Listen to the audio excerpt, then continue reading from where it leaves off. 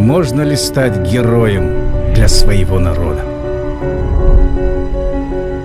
Если ты ищешь знания, преодолевая трудности, если ты каждый день пытаешься быть человеком, усердно делаешь свою работу, если ты мечтаешь о великих свершениях и идешь вперед, несмотря ни на что, рискуешь, несмотря на страх, терпишь поражение, но не сдаешься, ты без 5 минут герой.